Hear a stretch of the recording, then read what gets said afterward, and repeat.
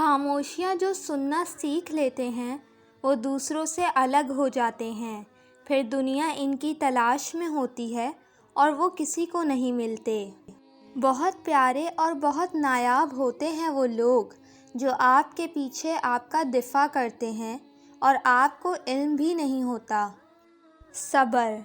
جب زمیں تمہیں تنگ لگے تو آسماں کی جانب دیکھنا، نم آنکھوں سے مسکرانا اور کہنا اچھا تو ایسے راضی، میں بھی ایسے راضی۔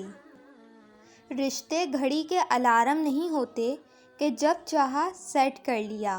بعض رشتوں کے نام نہیں مقام ہوتے ہیں، دکھ تکلیف میں ساتھی بننا پڑتا ہے۔ راہیں جدا تو کوئی بھی کر سکتا ہے، راہیں ملانا کسی کسی کو آتا ہے۔ رشتوں کے بازار میں آج کل وہ لوگ ہمیشہ ہی اکیلے پائے جاتے ہیں جو دل اور زبان کے سچے ہوتے ہیں۔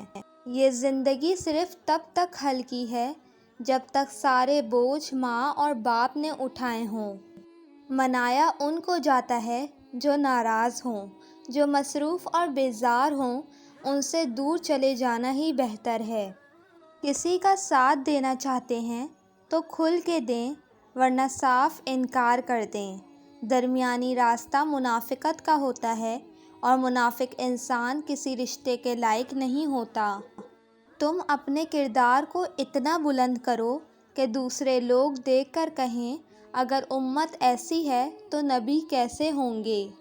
اپنی خوشی کے لیے کسی دوسرے کی خوشی خاک میں مت ملاؤ، تمہاری وہ خوشی بیکار ہے جس کے پیچھے کسی کے آنسو ہوں۔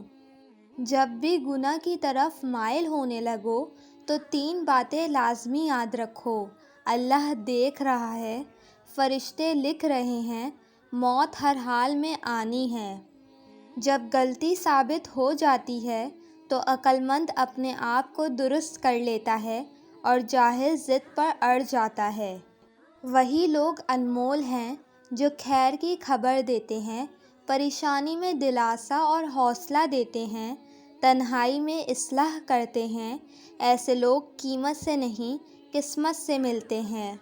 اے اللہ پاک، ہماری زندگیوں کو بہترین فرما، ہمیں، ہمارے اہل و عیال اور ہمارے والدین کی مغفرت فرما۔ اے اللہ پاک، تمام بیماروں کو شفا عطا فرما۔ اے اللہ پاک، ہمارے رزق میں برکت دے اور بے روزگاروں کو روزگار عطا فرما۔ اے اللہ پاک، ہماری اولادوں کو نیک اور صالح بنا دے۔ زندگی میں اگر کوئی آپ کا کردار اٹھا کر چوک میں بھی رکھ دے تو اطمینان رکھو اور یاد رکھو کہ جب تک اللہ نہ چاہے کوئی تمہارا کچھ نہیں بگاڑ سکتا، کیونکہ عزت اور ذلت صرف اللہ کے ہاتھ میں ہے۔